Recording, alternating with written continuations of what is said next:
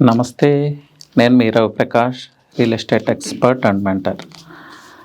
So Amaravati అండి, అమరావతిలో new government వచ్చి మళ్ళీ క్యాపిటల్ని రీబిల్డ్ చేయడం స్టార్ట్ చేసిన తర్వాత అసలు ఏం జరిగింది, అసలు రియల్ డెవలప్మెంట్ అంటూ ఏం జరిగింది అనేది ఒకసారి చూద్దాము. అలాగే వీళ్ళ టార్గెట్స్ ఎలా ఉన్నాయి, డెడ్ లైన్స్ ఎలా ఉన్నాయి అనేది కూడా ఒకసారి చూద్దాం.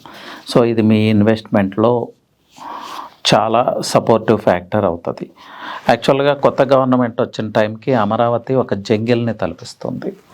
అక్కడ సెక్రటరియట్ ఉంది, అసెంబ్లీ ఉంది, ఎస్ఆర్ఎం ఉంది, విట్ ఉంది. ఆల్మోస్ట్ 15,000 to 20,000 స్టూడెంట్స్ ప్రతిరోజు అక్కడికి ట్రావెల్ చేస్తూ ఉన్నారు. బట్ ఆ మెయింటెనెన్స్ లేకపోవటం వల్ల అది ఒక జంగిల్ని తలపిస్తూ ఉంది. ఆ ఎడ్యుకేషనల్ ఇన్స్టిట్యూట్స్ కూడా చాలా ఎక్స్పాండ్ అవ్వాల్సి ఉంది. బట్ ఇన్ఫ్రాస్ట్రక్చర్ సపోర్ట్ లేదు, గవర్నమెంట్ వైపు నుంచి సపోర్ట్ లేదు. సో వాళ్ళ ఎక్స్పాన్షన్ యాక్టివిటీస్ కూడా స్టాప్ చేసుకున్నారు. అలాగే బిజినెస్ స్కూల్, జేవిఆర్ఎల్ ఇలాంటి ఈ మధ్య మీకు తెలుసు బిట్స్ కూడా వచ్చింది. ఇవన్నీ ఎప్పుడో రావాల్సింది, బట్ దే స్టాప్డ్ అనమాట బికాజ్ అక్కడ ఉన్న పరిస్థితులు. సో అధికారం మారిన తర్వాత మళ్ళీ అమరావతి శాశ్వత రాజధాని అనుకున్న తర్వాత ఫస్ట్ చేసిన వర్క్ జంగిల్ క్లియరెన్స్ అండి. ఆ జంగిల్ క్లియరెన్స్కి 3 months పట్టింది. డిసెంబర్కి డెడ్ లైన్ ఇచ్చారు, బట్ అనుకున్న దానికన్నా బిఫోరే కంప్లీట్ చేయగలిగారు. ఇదొక గుడ్ థింగ్. అమరావతి ఇనీషియల్గా స్టార్ట్ చేసినప్పుడు ఎవరికీ ట్రస్ట్ లేదు, ఎందుకంటే ఇంతకుముందు అనుభవాలన్నీ అలాగే ఉన్నాయి. ఇన్వెస్ట్ చేసిన వాళ్ళు చాలామంది నష్టపోయి ఉన్నారు, ఎడ్యుకేషనల్ ఇన్స్టిట్యూట్స్ పెట్టి ఇబ్బంది పడతా ఉన్నారు. సో ఏం జరుగుతుంది అనేది వెయిట్ అండ్ సీ మోడ్లో ఉన్నారు. బట్ ఈ 3-4 monthsలో మళ్ళీ ఆ ట్రస్ట్ బిల్డప్ అయింది అమరావతి మీద. ఎందుకు బిల్డప్ అయిందంటే వరల్డ్ బ్యాంక్ ఫండ్ చేయడానికి ముందుకు వచ్చింది. అంటే వరల్డ్ బ్యాంక్ అమరావతిని నమ్ముతూ ఉంది, ఏషియన్ ఇన్ఫ్రాస్ట్రక్చరల్ బ్యాంక్ ముందుకు వచ్చింది, అలాగే సింగపూర్ గవర్నమెంట్, ప్రపంచంలోనే top architects Norman and partners వీళ్ళు ముందుకు వచ్చారు. యాక్చువల్గా అమరావతిని డిజైన్ చేసిందే వీళ్ళు, కానీ మిడిల్లో చాలా ప్రాబ్లమ్స్ ఫేస్ చేశారు, కొన్ని కోర్టు కేసెస్ కూడా. సిఆర్డిఏ అధికారులు కూడా ఊహించని విధంగా నార్మన్ అండ్ పార్ట్నర్స్ ముందుకు వచ్చింది. సో అగైన్ ట్రస్ట్ బిల్డ్ అయింది. అమరావతి బ్రాండ్ ఒకవేళ డిస్టర్బ్ అయిందని ఎవరన్నా అనుకుంటే బ్రాండ్ కూడా మళ్ళీ రీబిల్డ్ అయింది. ఇంకా క్లియర్గా చెప్పాలంటే ఆర్సిలర్ మిట్టల్, మీకు ఇన్వెస్ట్మెంట్స్ చెప్తాను ఒకసారి. ఈ 4 monthsలో వచ్చిన ఇన్వెస్ట్మెంట్. సో అమరావతిని ఎవరు బిలీవ్ చేస్తున్నారు అనేది మీకు తెలుస్తుంది. ఏపీఐఐసి ల్యాండ్లో 3,500 crores ఆఫ్ రకరకాల ఇన్వెస్ట్మెంట్స్ వచ్చినాయి అండి. అలాగే మల్లవల్లి ఇండస్ట్రియల్ పార్క్ మీ అందరికీ తెలిసిందే, అక్కడ కూడా ఈ 4 monthsలో చాలా పెద్ద ఎత్తున ఇన్వెస్ట్మెంట్స్ వచ్చినాయి. SIPB Arcelor Mittal steel plant 73,000 crores invest చేయడానికి ఆంధ్రప్రదేశ్ గవర్నమెంట్తో ఎంఓయూ చేసుకుంది, ప్లస్ ఎల్జీ వాళ్ళు కూడా. అలాగే ఎస్ఐపిబి ఎనర్జీ, అమరావతి అంతా solar energy and green energy మీద డిపెండ్ అవబోతుంది. Real global city, real smart city అని నేను చెప్తా ఉన్నాను. పూర్తిగా సోలార్ ఎనర్జీ, పూర్తిగా గ్లోబల్ ఎనర్జీ, గ్రీన్ ఎనర్జీ మీద డిపెండ్ అవుతుంది. ఆ సెక్టార్స్లో చాలా అంటే చాలా ఇన్వెస్ట్మెంట్స్ వచ్చినాయి. ఎస్ఐపిబి ఎనర్జీ 11,900 crores, అలాగే టాటాస్, ఎన్టీపీసీ, ఎన్హెచ్పిసి వీళ్ళందరూ కలిసి 1,81,000 crores ఒకటి, అలాగే 1 lakh crores ఒకటి.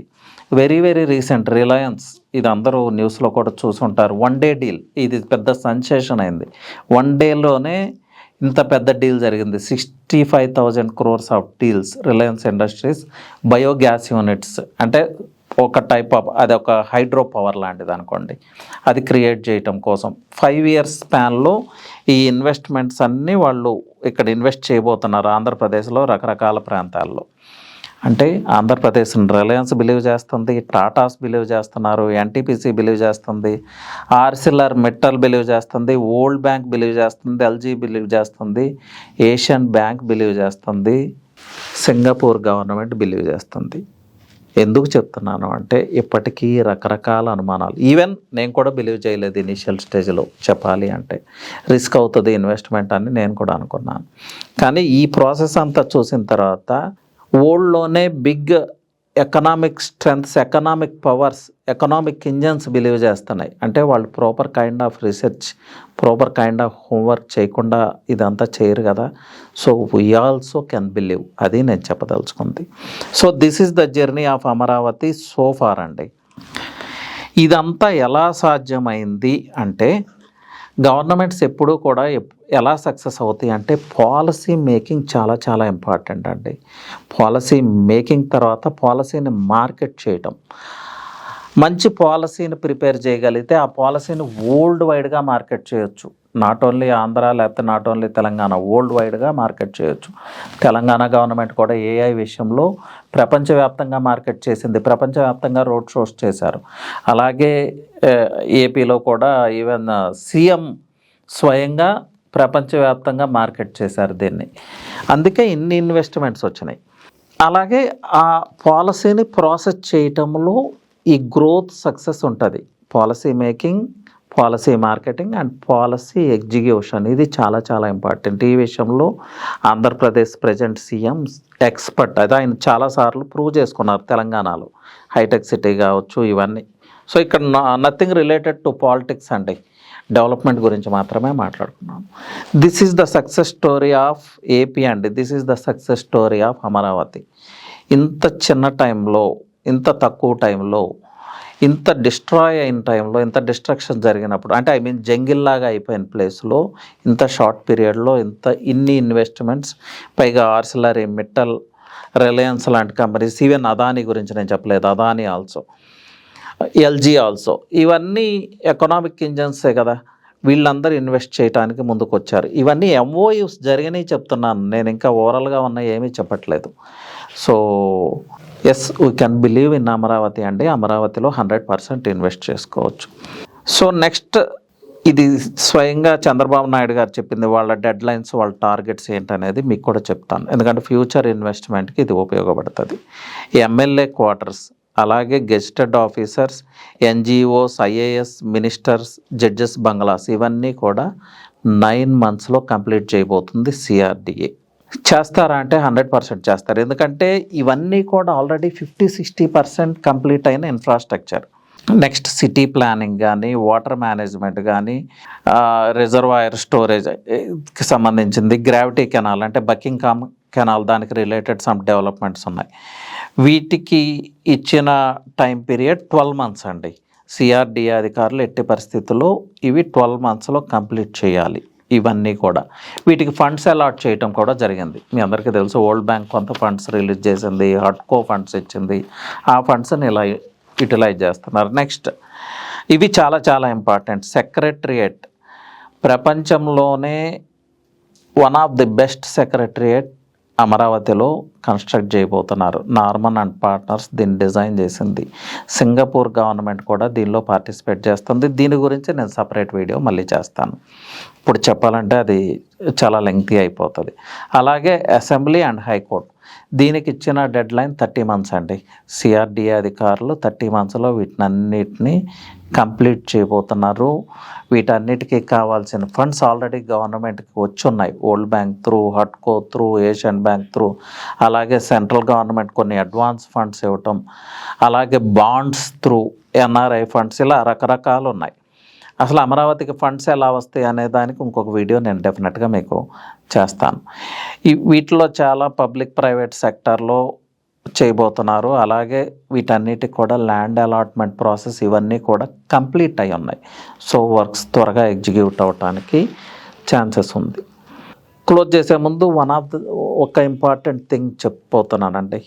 అమరావతి అనేది వరల్డ్ క్లాస్ గ్లోబల్ సిటీ, ఇందులో ఎలాంటి అనుమానం లేదు. 5 yearsకో 10 yearsకో డెవలప్మెంట్ అనేది జరుగుతూనే ఉంటుంది. 5 yearsకి ఒకలాగా ఉంటుంది, 10 yearsకి ఒకలాగా ఉంటుంది. అయితే అమరావతి డెవలప్మెంట్లో కీలక భూమిక పోషించబోతుంది ఏంటంటే ఏఐ, ఆర్టిఫిషియల్ ఇంటెలిజెన్స్.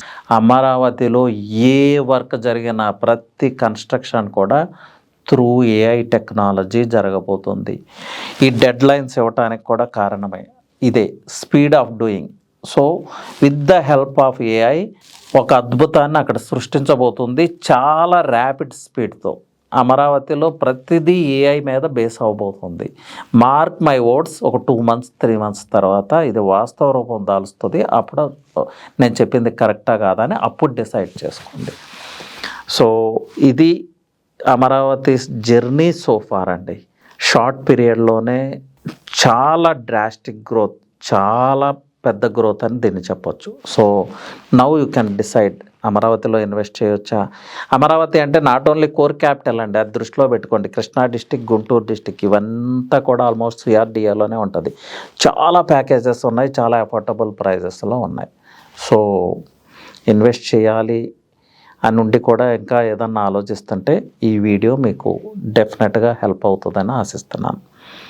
సో ఇంకా ఏదైనా విషయాల గురించి నాతో మాట్లాడాలి, ఏదైనా నా వైపు నుంచి కొంత ఇన్వెంటరీ కావాలి అంటే you can definitely call me అండి. నా నెంబర్ వచ్చి 9133728888 అండి.